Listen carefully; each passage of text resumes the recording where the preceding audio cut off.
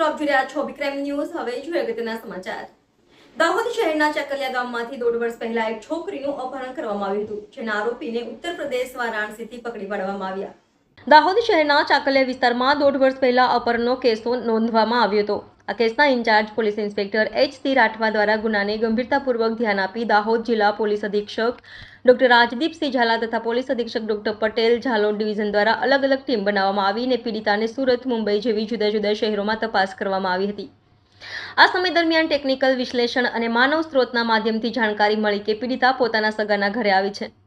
Dahod police સમયસર ત્યાં પહોંચીને તેને પોલીસ સ્ટેશન લાવવામાં આવ્યા હતા. પોલીસ સ્ટેશનમાં બાલ કલ્યાણ સમિતિની હાજરીમાં સઘન પૂછપરછ કરી જાણકારી મળી હતી કે પીડિતાને અભિયુક્ત નિલેશ રસુલ ચરપોટ, રહેવાસી ચાકલિયા, ટીંબી ફળિયું, તાલુકો ઝાલોદ, જિલ્લો દાહોદ, જેમાં એના ઘરે તેને પત્ની બનાવવાના ઈરાદાથી રાખી હતી. તેને એક દિવસ તેને પોતાની મોટરસાઇકલ પર લીમખેડા લઈ ગયો હતો અને સુરત જવાવાળી બસમાં બેસાડી હતી અને તેને કહેવામાં આવ્યું હતું કે હું તારી પાછળ સુરત આવી રહ્યો છું. પરંતુ તે સુરત ક્યારેય પાછો આવ્યો ન હતો. એ દરમિયાન અલગ અલગ જગ્યા પર અલગ અલગ વ્યક્તિઓ સાથે દુષ્કર્મ કર્યું હતું. એને સુરતથી ઉત્તર પ્રદેશ વારાણસી લઈ જઈને પૂરા 1.5 વર્ષ સુધી દેહ વ્યાપાર કરાવાયો.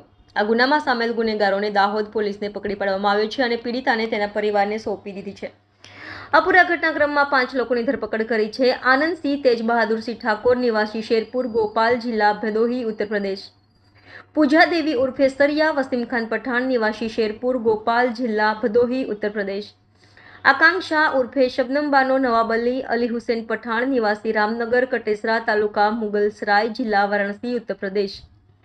વિરેન્દ્રસિંહ લલિતા પ્રસાદ સિંહ, નિવાસી કટવાપુરા, વિશ્વેશ્वर, વારાણસી, ઉત્તર પ્રદેશ. સત્યમ સત્યેન્દ્રસિંહ, નિવાસી મહુડી ડોભી, તાલુકા કેરાકટ, જિલ્લા જોનપુર, ઉત્તર પ્રદેશ. આ પૂરી ઘટનાની શોધખોળ ચાલુ છે. આગળ કોના સુધી તેનો સંબંધ છે એ દેખાવાનું રહ્યું. Reporter Shailesh Kumar Rathod, Abhi crime news, Dahod.